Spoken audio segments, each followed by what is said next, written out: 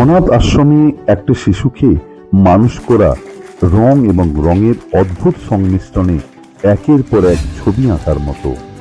শিক্ষা সামগ্রী উপহার দিয়ে হাত বাড়িয়ে দিলেন আশ্রমে হলদিয়ার এক সংস্থা। পানা দক্ষিণ পল্লী অভিজ্ঞান সম্মেলনের সদস্যদের প্রচেষ্টায় সুতাহাটা গ্রাম পঞ্চায়েতে দেউলপোতা সেবা সমিতির অনাথ আশ্রমে শিক্ষা সামগ্রী উপহার প্রদান করলেন রবিবার। দেউলপোতা সেবা সমিতির অনাথ আশ্রমে শিক্ষার মানোন্নয়নে শিক্ষা সামগ্রী প্রদান ও আশ্রমিক বয়স্ক মা বাবাদের দীপ্তাহারিক আহারের ব্যবস্থা করা হয়। এই মহতী অনুষ্ঠানে উপস্থিত ছিলেন আশ্রমের কর্ণধার গৌতম বটব্যাল।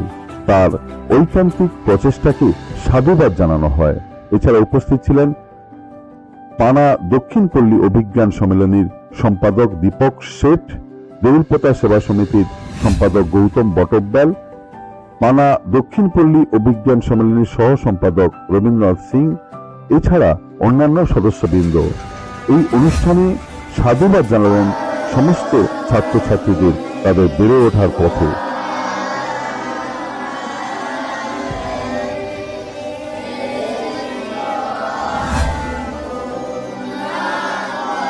সামাজিক দায়বদ্ধতার ভাবনা নিয়ে আমাদের সংস্থা পানা দক্ষিণ পল্লী অভিজ্ঞান সম্মেলনী, আমরা সারা বছরই নানা রকম সামাজিক কাজকর্মের মধ্যে নিজেদের নিয়োজিত রাখি।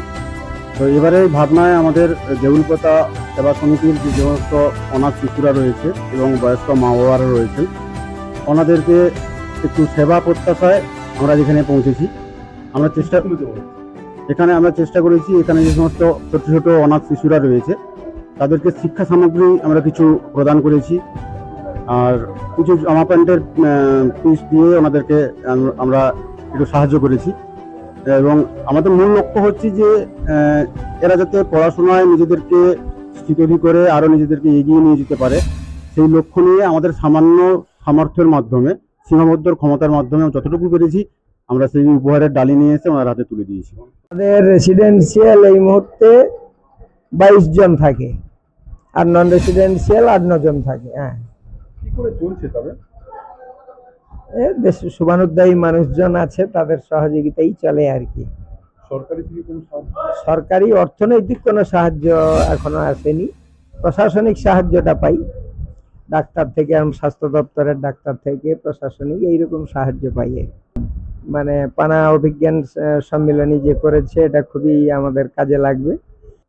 এত সুন্দর লাগছে, এই ছোট ছোট বাচ্চাদের হাতে আমরা যতটুকু পেরেছি সামগ্রী তুলে দিয়েছি, এগুলো দেখে আমি খুব খুশি হয়েছি। ভবিষ্যতে আরো করবেন? আরও আমরা চেষ্টা করব যে প্রতি বছর যাতে এসে এদের হাতে কিছু করে সামগ্রী তুলে দিতে পারি, দুস্থ ছেলেদের আমরা একটু সেবা করতে পারি, এটা কিন্তু আমাদের খুব ইচ্ছা। Smart news Bangla, smart news Bangla.